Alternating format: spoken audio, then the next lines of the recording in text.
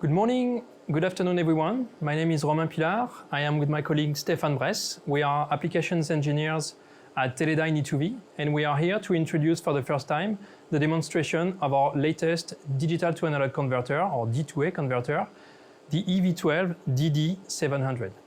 This is a 12-bit resolution converter, a dual channel, with an update rate of 12 gigasamples per second or 24 gigasamples per second, depending on the output mode that will be described. Today, this is with this first silicon version that Teledyne e2v demonstrates its strategy to create data converters, giving access to the entire microwave spectrum directly from the digital domain. So with an output bandwidth above 20 gigahertz, as we can already see on the screen behind us, and with the introduction of digital functions, this is the most advanced digital to analog converter on the market today, enabling very wide instantaneous signal generation at very high frequencies.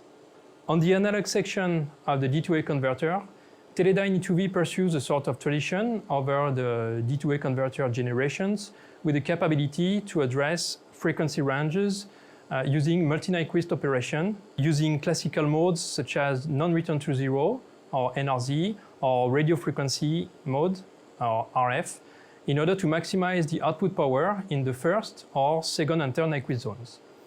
The EV12 DD700 introduces a new mode, the 2RF mode, in order to maximize the output power in the fourth or fifth Nyquist zone, so between 18 and 30 gigahertz, considering a clock frequency at 24 gigahertz. The EV12 DD700 is suitable for modern digital signal generators without the need of up-converter stages. The D2A converter not only has microwave capabilities, or exciting microwave capabilities, but it also embeds digital functions in order to enable the digitization of traditional analog RF functions. To name these functions, the converter has fast frequency hopping function that can be used for communication encryption. There is the beamforming and beam hopping function with amplitude and phase control that can be used in multi-channel systems such as digital or hybrid phased arrays used in satellites in space or base stations on the ground. There is a digital direct synthesis function to make it a very high frequency DDS. There is a chirp generator for radar applications, and then a digital up converter with interpolation factors by 4, by 8, and by 16 for users who don't need full instantaneous bandwidth, and in order to reduce the interface between the D2A converter and the logic component like an FPGA. So Stéphane, what can you tell us about the setup that we have in front of us? What are these boards? So there are two boards. The first board is the power supply board, where we can see 8 power blocks to supply the digital to analog converter. The second board is the product board with the EV12 DD700 digital to analog converter inserted in its socket here. There is also a Xilinx FPGA, a Kintex UltraScale KU085. This FPGA is used to transmit the data to analog converter. The high-speed serial lane is supported by the protocol of communication EasyStream, transmitting the data at a lane rate up to 12 gigabits per second. There are several connectors, 2.92 mm connectors. 2 are used to input the clock frequency of the DAC, and these 2 are used to output the analog signals. To run the demo, we also need several pieces of equipment. These 2 equipment are provided by Rohde & Schwarz. We need a signal generator, a SMB100A, to generate the input clock frequency of the digital to analog converter. And this one is a spectrum analyzer, the FSW26, to display the analog outputs.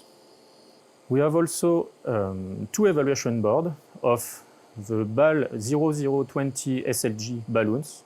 We use these balloons to convert the single-ended output of the signal generator to a differential input clock for the digital to analog converter. And to convert the differential analog output of a digital to analog converter to the single input of the spectrum analyzer. Finally, we also need this computer to communicate with the FPGA and configure the digital to analog converter through a USB communication.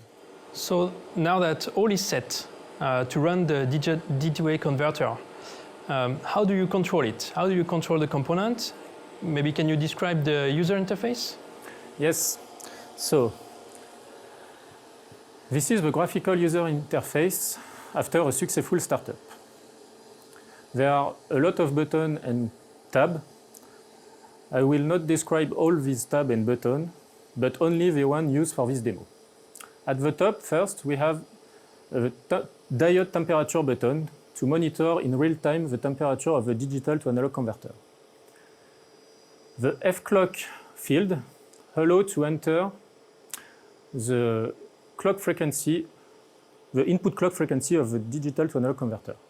There is a reset digital to analog converter button to reset only the EV12DD700, a sync button to synchronize the serial communication between the FPGA and the digital to analog converter, a debug and monitoring button to read the status of some register inside the EV12DD700, and a pattern generator button. I will describe this tab later. Just below, on the left of the interface, we have the digital to analog main controls to configure the different modes of the EV12DD700. The output mode, we can select NRZ, RF, and 2RF mode. Here, for example, the 2RF mode is selected. We can also select the resolution, 12-bit or 8-bit. The interpolation mode, we can choose to use the digital to analog converter in real mode, so with interpolation off, or in complex mode with interpolation by 4, 8, or 16. And there are also internal test mode. With them, we can generate ramp, constant value, flash patterns, and flat FFT waveform. These waveforms are generated inside the EV12DD700. On the right, there are the tabs used to configure the digital feature of the EV12DD700. On this tab, we can, for example, go here, the Direct Digital Synthesis tab, where we can select the Nyquist zone, the local oscillator frequency. We can choose to enable the DDS and set the amplitude of the DDS. We can also configure a chirp. Like in the DDS mode, we can select the Nyquist zone, but also the start frequency, the stop frequency, and the sweep rate of the chirp waveform. And in the frequency hopping tab, we can, through this table, list the frequency we want to hop on and stream the frequency words to the digital to analog converter by programming it through SPI or a dedicated high-speed serial lane. In the beam hopping tab, we can select 4 zones to define a different beam hopping direction, beam direction. For each zone, we can configure the gain and the phase delay to apply. Finally, the last digital feature, the sync compensation, allows flattening the output spectrum. So Stéphane, can you show us how to generate a single tone pattern, let's say above 20 gigahertz, so using the 2RF mode, with a clock frequency of 20 gigahertz? Yeah, please, a single tone. So first I have to click on the pattern generator button. In this tab, we can generate different waveforms, for instance, single tone, multi-tone, or NPR. We select single tone.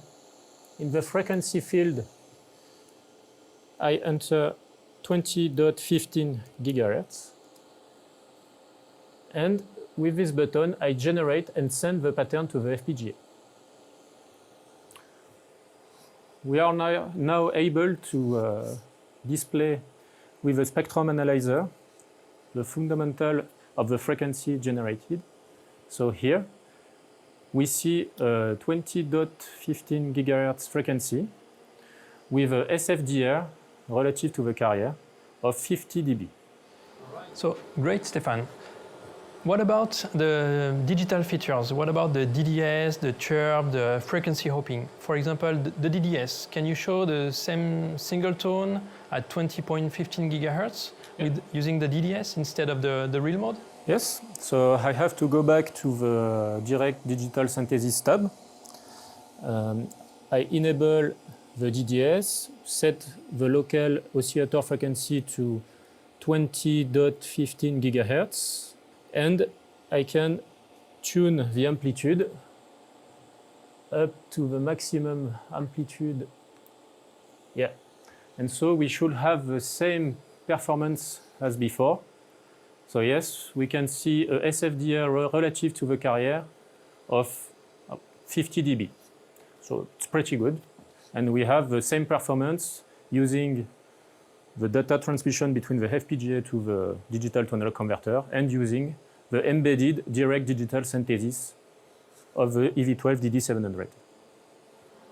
So Stefan, can you show us the chirp generator function? For example, with a chirp generated between 6.5 and 8.5 gigahertz? Yes. So I configured the signal generator at 10 gigahertz to generate a chirp in the second Nyquist in RF mode. So in the chirp tab, I set the start frequency to 6.5 gigahertz and the stop frequency to 8.5 gigahertz. I enable the chirp and the amplitude, and we should see a chirp in the second Nyquist between 6.5 gigahertz and 8.5 gigahertz. So Stefan, can you show us a last example enabling the fast frequency hopping with an interpolated pattern? Yeah. So I will generate in RF mode between 5 and 10 gigahertz an interpolated pattern. I just select interpolation by 4, and in the pattern generator I select a complex pattern to fill all the instantaneous bandwidths. I enable the pattern, so we can see we have this pattern in the second Nyquist in RF mode. I can then select interpolation by 8. We see a reduction by 2 of the instantaneous bandwidth. And we can also select by 16, interpolation by 16, and we reduce by 2 the instantaneous bandwidth. In the frequency hopping tab, I select different frequency to hop on, 6 gigahertz, 9 gigahertz, 7 gigahertz, and 8 gigahertz.